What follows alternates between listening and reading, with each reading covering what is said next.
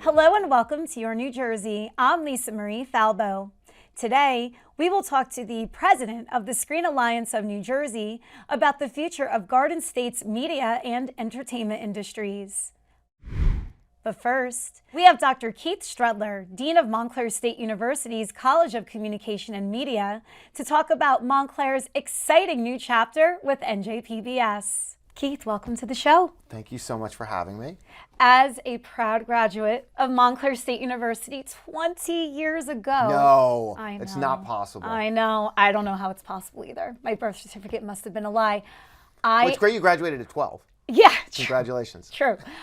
I am so excited that you were awarded this. Well, thank you so much. Part of what has made Montclair such a great place and such a growing enterprise is the foundation of people who've kind of believed in the educational mission and institution that it is. And so I think, folks like you really have kind of laid the groundwork for what we're capable of doing. And I think a world-class media school here in the state of New Jersey that gives its residents kind of what they deserve and the educational opportunities, this opportunity not only kind of affirms that idea that New Jersey deserves to have an educational hub like this, but also I think really is a tribute and hopefully a source of pride to all the folks like you who have gone to Montclair and can kind of look at Montclair with, I think, hopefully the pride that you already had, but kind of knowing like that's my home. And so we're really excited for everyone. Hey, it's been a long time since the trailer. You know all about that. You could ask Patty Hero about the trailer. Yeah.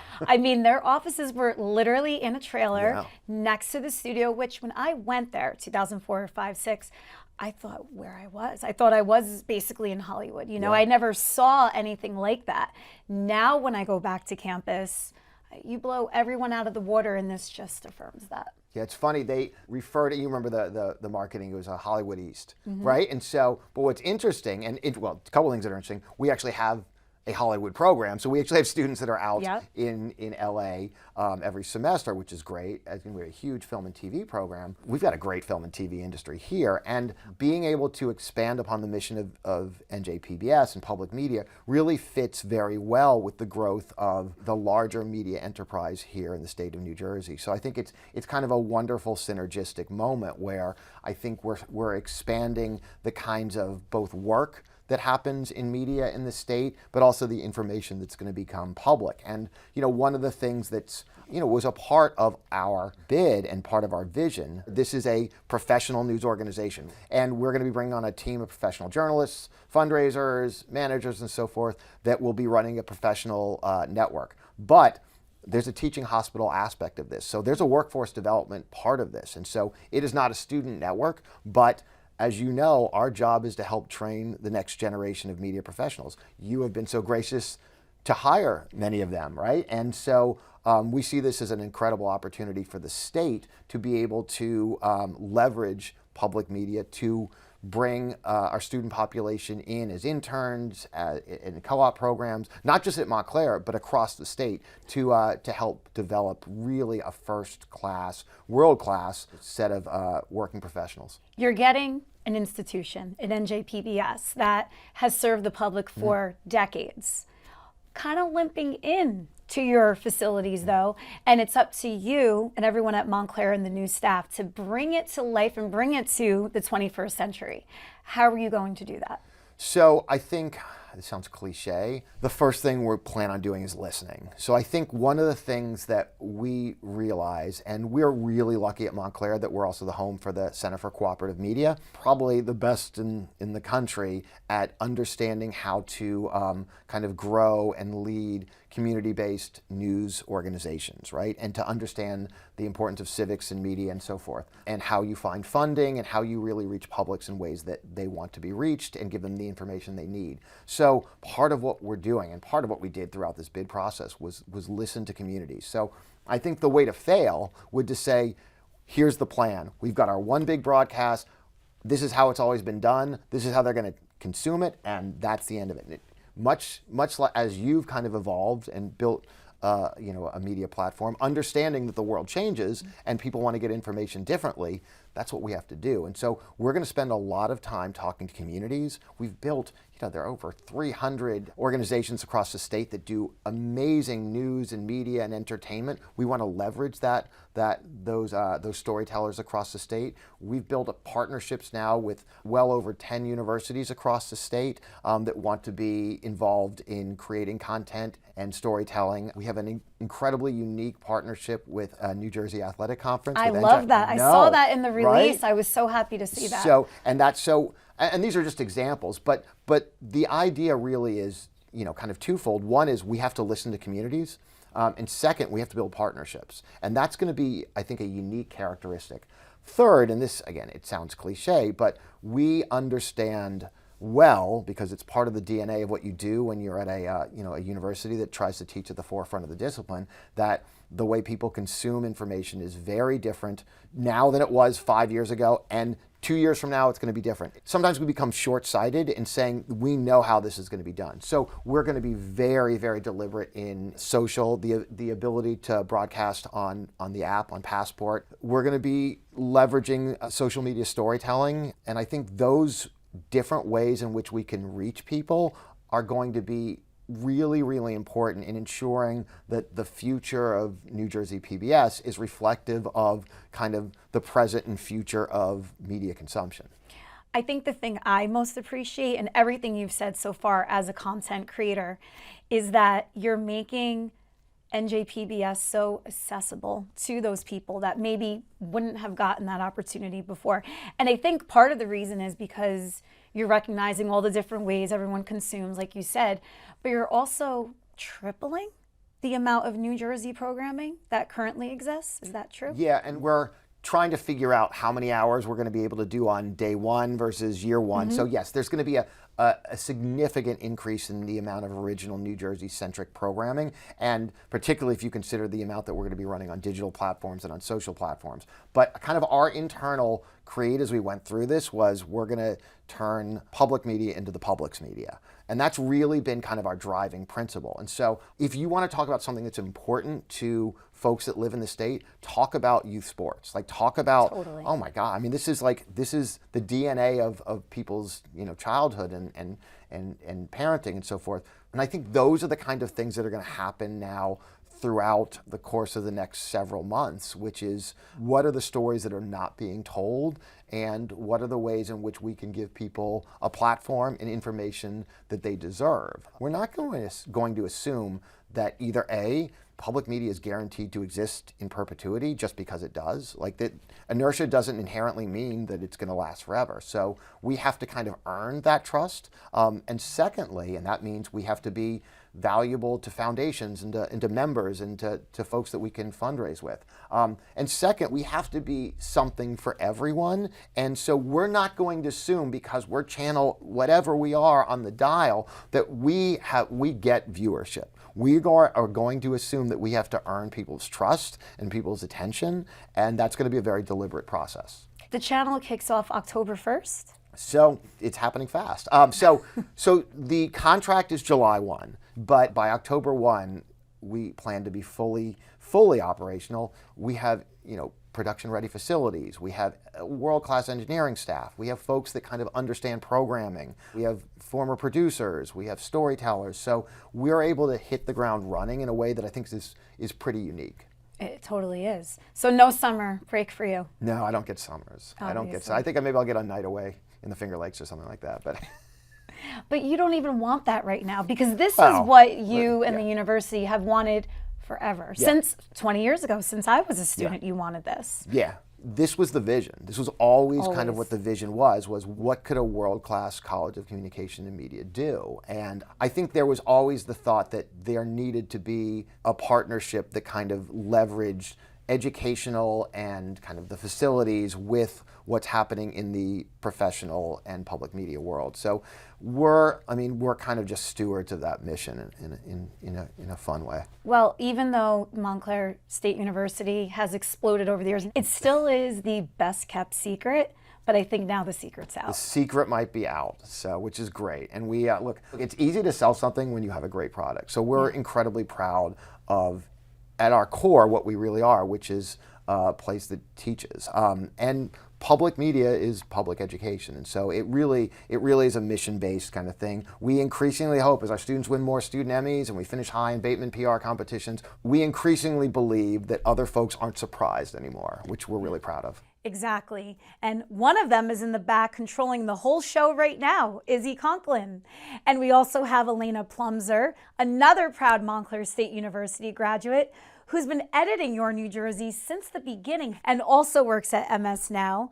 We've had a really good mix of Montclair State alumni come through these doors over the years, and it's something that I'm so proud of. And who knows, it'll grow even bigger and bigger. Are you giving first preference to alumni when you do your hiring process? Are you looking in-house first? So no, so it's a full open process. Okay. And so what our goal is to look. We know that there's a lot of wonderful alumni and we obviously encourage them to apply. But this is a full, open, transparent process, and our goal is to attract the widest swath of folks that are interested in kind of being involved in a mission-based public media environment. We want folks who are kind of dedicated to what it can be, who want to look towards a progressive future mission for what public media is, are not kind of, holding on to what it may have been, and are excited about like the responsibilities that we have. So we believe Montclair State is a wonderful place to work. New Jersey Public Television is a kind of generational opportunity. I promise you, no jobs have been given away. This is fully open and transparent. We really are encouraging everyone to apply. Where can people find out more as we march towards October 1st? Well, on your show, of course. Yeah, well. So as we move forward, I'm sure we'll be, circulating more and more information. You can obviously go to our website. We'll be building out the New Jersey PBS website, and that obviously will sooner than later be the repository for where we're kind of disseminating all the information. There'll be all sorts of great content and so forth. We're doing as much work as we can in kind of doing a lot of outreach and meeting with interested folks, community-based media organizations. So we're doing all of that work, but we're really excited to get our team in place, particularly our leadership team, because we really want this to be a very kind of collaborative process in kind of thinking about the mission. Exciting times ahead for sure. Where can people find you and keep up with all the latest? So, obviously go to montclair.edu, go to the website, visit the College of Communication and Media website. But if you really want to be like right on the cutting edge, go to our socials. So follow the CCOM, College of Communication and Media, Instagram and TikTok, and that's where you'll get a ton of information. Keith, thank you so much. Congratulations. I know you and Stephanie worked your tails off on that RFP to get this, and Patty Perot, President Capel, just everyone at Montclair State. You all deserve this so much, and I can't wait. Well, thank you so much. Joining us now is Nick Day, co-CEO and president of Edge Auto Rental and president of the Screen Alliance of New Jersey. Through both roles, Nick has had a front row seat to the economic impact filmmaking is having on the state. Nick, welcome to the show. Thank you so much for having me. We have to shout out our dear mutual friend, Fred Castrovinci, yes, who brought us together when you two filmed out of here for his show. Yes. And we hit it off, and it was right on the heels of your big expo, and I'm just so happy to finally dive into all of Hollywood East with you. Sure. Fred's a great guy, and I really appreciate the fact that he included me in his podcast, and the show was fantastic. I know we'll get more into that, but I can't wait to talk about it. It was a big success. We love to hear that. As I mentioned, we're going to be talking about Hollywood East. I mean, this is where it's at, New Jersey. Yes. We have Netflix, Lionsgate, Paramount, all of these entities coming in. There's filmings happening on every street corner at this point. First of all, how did that happen here? Filming really started here in New Jersey a long time ago when Thomas Edison began the first film session here. Went to Hollywood for a while, and now it's definitely come back in a big way. And there's a lot of drivers bringing it back to New Jersey. I think you can't really have the conversation without starting with the New Jersey Film and Digital Tax Credit. That's really the main motivator to bring all the productions to the state. But when people use that as kind of that's the initial reason for thinking about New Jersey. But once they realize everything else New Jersey has to offer, that really locks them in and brings people back. And that's why you've seen such an explosion. The talent that's here, the beautiful elements of the state that people don't really realize unless you're from New Jersey, like we are that have lived here. So you could be on the beach for a shoot. We got a lot of Miami shoots happen in New Jersey. Wow. On the Jersey Shore that kind of takes the place of Miami Beach. That happens a lot. And you could be in the mountains. You could be in a ski resort. You could be at a beautiful lake. You can be at a beautiful park. It's horse country here in New Jersey. And then obviously the cities can really pass for whatever city you want to represent from around the world. New Jersey's got a city that can double as that city. And you can be in all these locations in a very short amount of time, which is very important for the production to be efficient, right? They don't have to travel hours and hours and hours to move their production to another location that could be vastly different, because you can be on the beach for a shoot, and then a few hours later be in the mountains for a shoot, and everything in between. And the infrastructure that's here, all of the companies that support the productions, like my company, Edge Auto, it's very important for the productions to have world-class support when they go on the road and they do the shoots from the various towns in New Jersey. They want to have the top-notch cameras and lighting and rental car companies, trailer companies, everything that they need to run that production. They don't want to use just everyday, not all the time do they want to use kind of everyday vendors. They want vendors that specialize in the industry that can be 24/7 support needs and do everything that they need to make that production work on very tight timelines and very tight budgets. I'm so happy you brought up Edge, because that was going to be my next question, because the importance of jetting from point A to point B in a short amount of time, because that's your whole business. Tell us about that. Sure. So Edge Auto, we just celebrated our 20th year anniversary. Congratulations. And we were in New York exclusively for 17 of those years. And then the last 3.5 years, we opened up a location in Newark, New Jersey. And we're really here because the film tax credit brought our clients to New Jersey. And we knew we wanted to be in New Jersey to support the growth of the industry here. So we've opened an office here, signed a long-term lease. We're hiring New Jersey employees. And we've really planted a flag here. I live in New Jersey. I live in Secaucus. So we're really committed to New Jersey. We want to make sure that we give something back and support the growth of the industry here. So Edge Auto Rental, we provide luxury SUVs for the stars when they go on location. They have to drive in class. The cast and the crew, they rent transit vans to get them around to locations. They might need box trucks for the lights, the cameras, props, everything else that you might need for the shoot. And then we're 24/7, which is very important. The director wants to do a shoot at dawn. Everyone's got to get up at 2, 3 in the morning to get to the shoot, to get hair and makeup and everything done. So they'll need to be able to call us at the wee hours of the morning if they need an extra vehicle or something happens, so they need some more support. You mentioned you could have up to 40 and 50 vehicles in one location. That's right. How many total vehicles do you have in your fleet? We have close to 600, and we kind of scale that up and down depending on the time of year and the needs of our clients. Where do you keep all of that? 3 locations. We're in Brooklyn, we're in Queens, and in Newark. Do you ever run into a situation where you don't have one available if all 600 are out? Well, we hate to disappoint our clients, Yes. but we also like to maximize the utilization of our fleet, right? So we hope that never happens. We do reach out to other vendors and other partners if it's an emergency and we have to make something happen. But we're really known for being able to solve problems for our clients. It's very rare in our 20-year history we've let a client down because we didn't have a vehicle or some way to meet their needs. Yeah, absolutely. Well, you're going to have to get more, because there's going to be more of a need. That's right. Especially as Netflix opens in how many years? 2027. Okay. That's coming. Lionsgate? That's a little further away, but they just broke ground this year. Yep. Paramount? They haven't broke ground yet, as far to my knowledge, so that's going to be probably a little bit later, but they're already actively shooting. So all of those companies are already shooting in New Jersey, even though their brick and mortar facilities are not open yet. They're kind of already here, aggressively filming in New Jersey already. As if you weren't busy enough, you have a whole other day job. Tell us about your work with the Alliance. Sure. Well, the Screen Alliance of New Jersey is a group of businesses, large and small, that have come together to support the growth of the film industry here in New Jersey.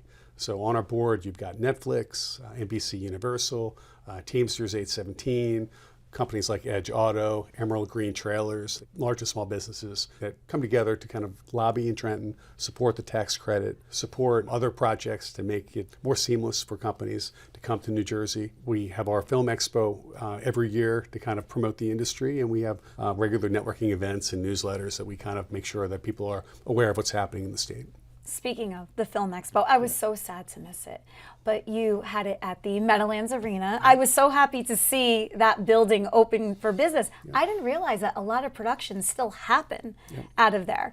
Concert scenes, sports scenes, and then of course your very successful event. Yeah, well, it's a great host for our event. We love the people that run the arena. Great support from the unions that do all the work to make the expo happen. So could not be happier or more thankful for the team that's there. For any of our future expos, that'll be the first place that we look because of the support that we get there. The expo was a huge success. We had Governor Sherrill there. We had Lieutenant Governor Caldwell, a lot of other VIPs, both from the government side, industry heads and industry leaders. Really promoted the industry and showcased the infrastructure that is available here in New Jersey so that the production companies that came to kind of see, like, what does New Jersey have to offer? They can see we have world-class production companies across really every element of the business. And that's really what the expo was designed to showcase. You want someone to just pick up the phone and say, I need XYZ, ABC, and then it just get done. Yes. Because you all are working together. Exactly.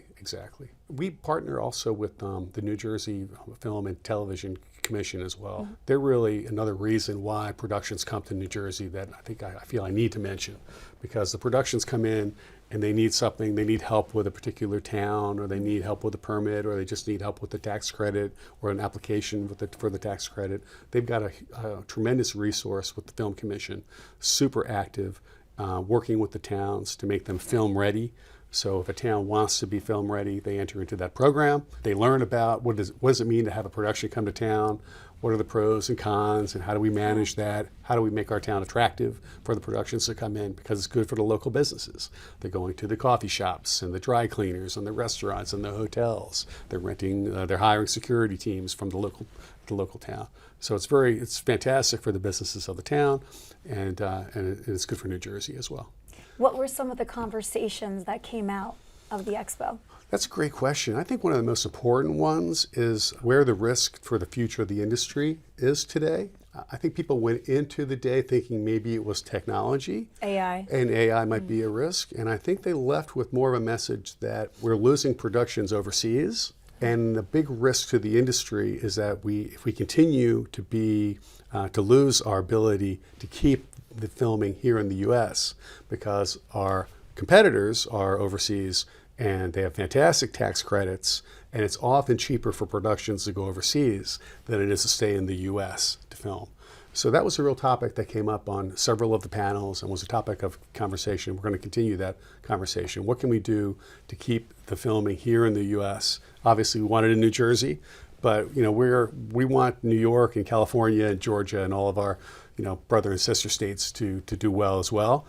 So we're not, there's a little competition between the states, but I think we need to focus on bringing the productions back to the U.S. And that was a real theme for the day in terms of what people were talking about. I think the biggest takeaway for me is the amount of production work overall, whether it's here or overseas, because of all of these outlets. Is it sustainable though? COVID had a big part of really increasing people's appetite and need for content. The need for content is not going anywhere, and the need for quality content is not going anywhere. So I think that the long-term need for people to want to watch these high-quality productions is that's not going anywhere anytime soon. There'll be a change to the framework of the industry.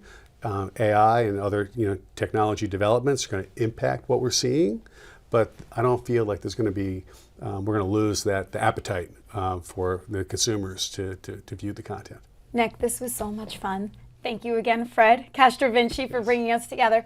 Where can people find out more about both of your entities? Sure. So the Screen Alliance is a great webpage, screenalliancenj.com, where you can learn more about the industry. You can see recent developments of the news. You can become a member, and we have information about networking events and other things that are happening in the industry that people are in the industry would want to go there, or if you want to get into the industry and learn more about it. Also, the Film Commission, I should mention, their webpage is a fantastic resource for people that are either in the industry or want to get involved in the industry. And of course, if you want to rent any vehicles, edgeautorental.com, not just for industry needs, but if you have any needs for rentals outside of the industry as well, that's the place to go. Nick, thank you so much. This was so much fun, and I look forward to doing this again soon. It was a blast. Thank you so much for having me. At Your New Jersey, our mission has always been simple: tell the stories that make New Jersey extraordinary. Each week, we bring viewers stories from across the Garden State, stories of community, impact, history, and inspiration. Today, we're proud to share that those stories have been recognized by the 47th Annual Telly Awards. Leading the recognition is a Gold Telly Award for Your New Jersey, a year of community impact, in the television not-for-profit category. The program also earned a Silver Telly Award for Mental Health in Focus. Bronze Telly Awards were awarded to the New Jersey Hall of Fame Induction 2025 ceremony and a Legacy Under the Lights, Hanover Park football history. These honors reflect the incredible people, organizations, and communities that trust us to share their stories. Thank you to our viewers, our community partners, and the dedicated Your New Jersey team who help bring these stories to life each week. Thank you for joining me on another episode of Your New Jersey. I'm Marie Falbo. We'll see you back here next week.